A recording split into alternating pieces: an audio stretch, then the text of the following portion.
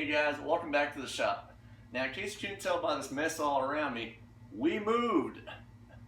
Rather than have you guys sit and watch me organize this mess, I'm going to take you and show you some clips from last weekend's Maker Fair in downtown Dearborn at the Henry Ford Museum of American Innovation and Technology. Now, if you've never been to a Maker Fair before, I highly recommend it. There's stuff for the guys, there's stuff for the gals, there's stuff for the kids, oh my! You name it. There's schools, there's clubs, there's ham radio, there's woodworking, there's metalworking. There was no less than 2 different setups at this Maker Fair, people blacksmithing. There's all manner of sort of carnival sideshow sorts of little fun events that you can see. There's good food. Hell, they even have a beer garden. I mean, who the hell would not want to sit and watch some dude blacksmithing, drinking some beer, putting the kids on a ride afterward, and then watching your wife watch somebody do beadwork? Well, it's a fun event anyway, and here's some highlights.